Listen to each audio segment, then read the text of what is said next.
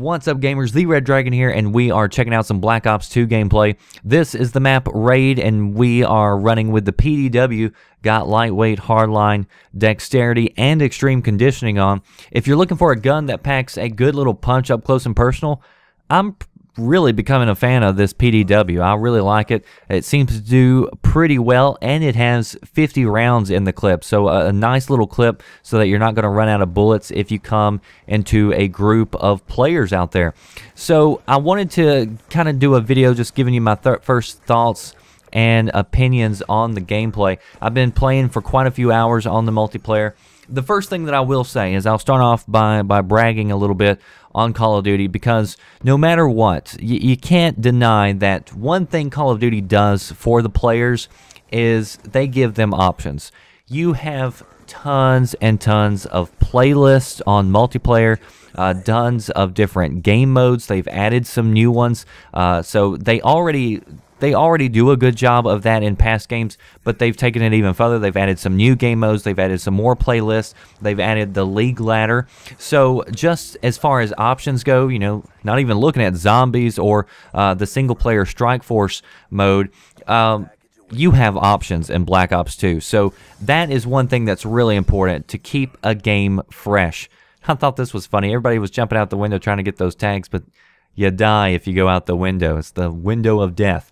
But anyway, so you have options, and I like that. And I wish more games would take a strategy of that sort with their games. You know, this game, it comes with 13 maps, 14 if you get Nuketown.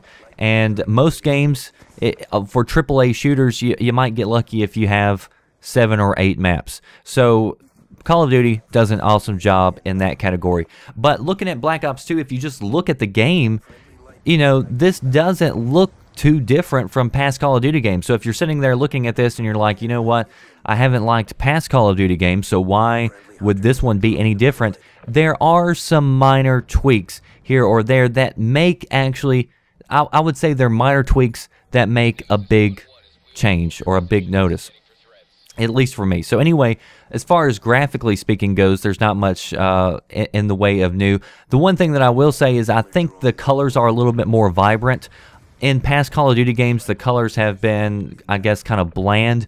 And so a lot of YouTubers, they would actually go in and add color filters. They would actually adjust the saturation to get the colors looking more vibrant. This game looks more vibrant just right out of the box. So that's one thing. But as far as the gameplay goes, a lot of it's still the same except for some added behind-the-scenes features. You've got the new customization, the Pick 10 system. I think it's a great system. I think more games should implement a style like that.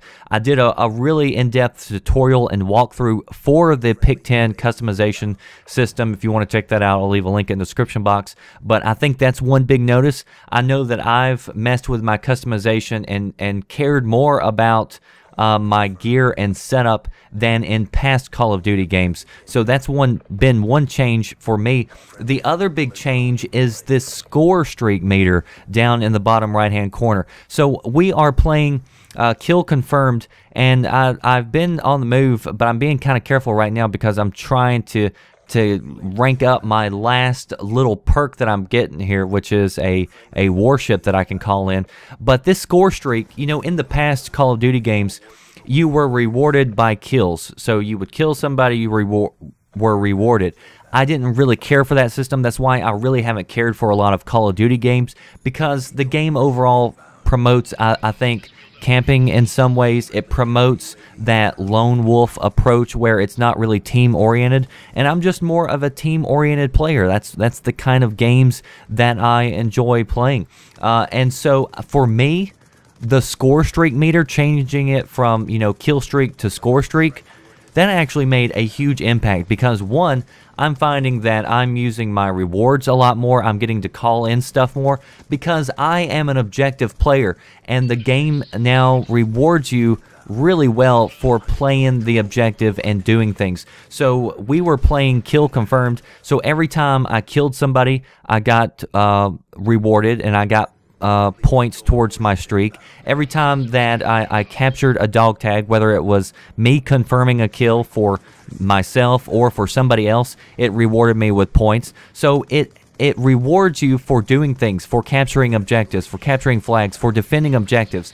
And this allows players like who were not very good at the kill streaks to have a lot more fun and be able to use some of the toys that maybe you didn't get to use in past Call of Duty games because it was a lot harder to rank up. So for me, I know I'm an objective player. I die a lot more than usual, or than most players probably, because I'm going for the objectives, I'm going for the flags. And for me, the kill streak rewards weren't very good. They weren't very nice to me.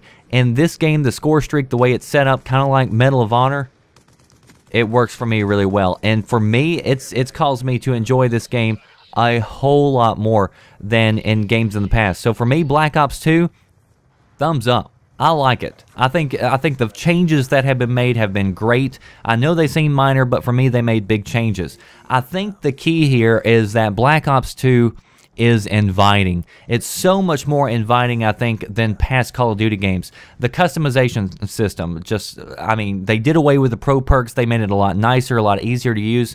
It's inviting to people to use now. The score streak meter, you know, not everybody can rack up a ton of kills without dying.